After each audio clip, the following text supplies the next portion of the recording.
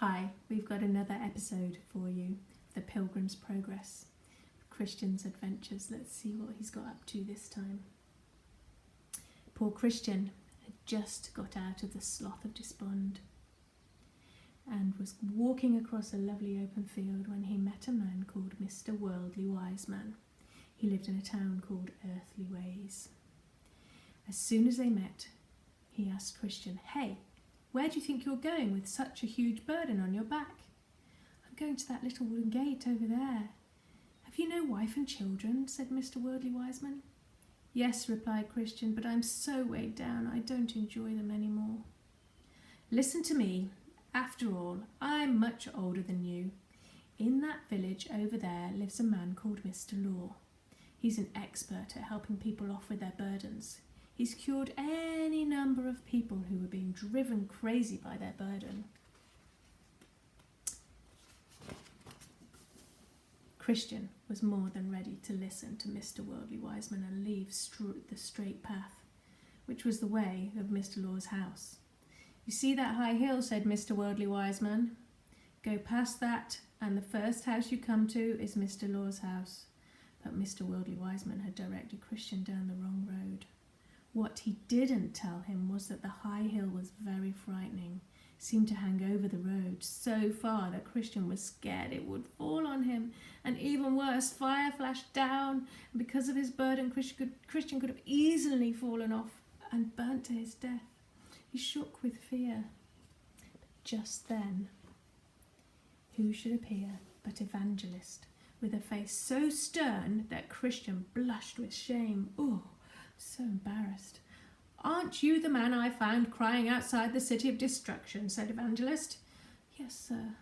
"Didn't I send you to the little wooden gate?" "Yes, sir." "How come you've turned aside so quickly?" "You see, sir, I met a man who told me I'd find someone in that village who could take off my burden.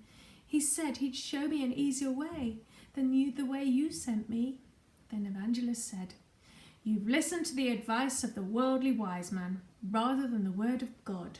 Oh my goodness. Mr. Law can't free you from any burden. He's just a cheat." As he spoke, there was a deafening clap of thunder. "Oh dear, how stupid I was to listen to Mr. Worldly Wiseman," muttered Christian, and turned back quickly.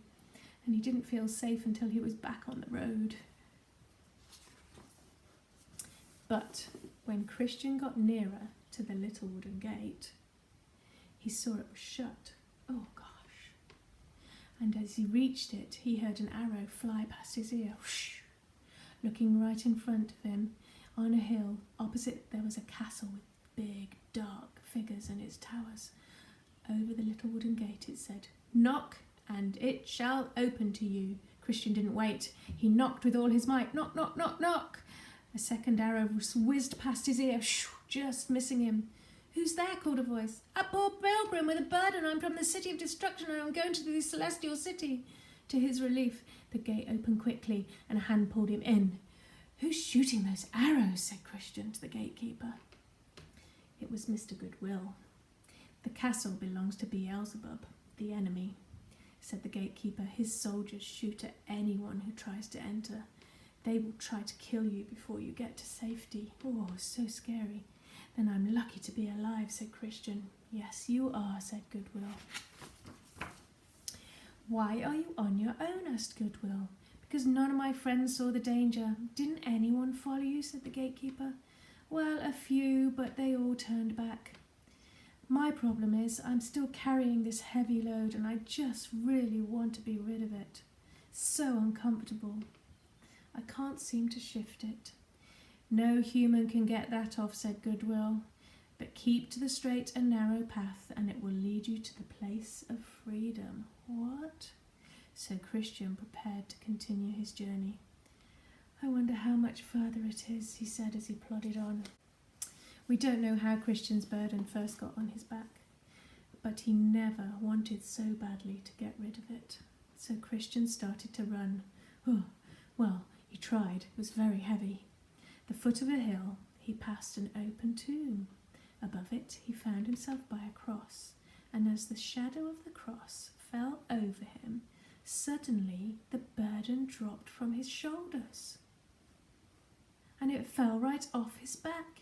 It tumbled down the hill into the tomb, and he never saw it ever again. Here's a picture of it falling off his back, tumbling down the hill and into the tomb. He never ever saw it again. He was astonished that gazing at the cross had set him free. He was. As he stood there, the 3 shining ones appeared. The first said, "You are washed clean." Wow. The second took his muddy clothes and gave him bright new ones. The third handed him a paper scroll and said, "Guard this carefully. Only give it up when you reach the gate of the celestial city." Christian felt as light as air. He gave 3 jumps for joy. 1, 2, 3. And then he went on singing, "He who would valiant be against all disaster, let him in constancy follow the Master. There's no discouragement shall make him once relent his first avowed intent to be a pilgrim." It's very exciting, isn't it? He got rid of his burden. That's so cool. You'll have to wait till next week to hear the next episode. Bye-bye.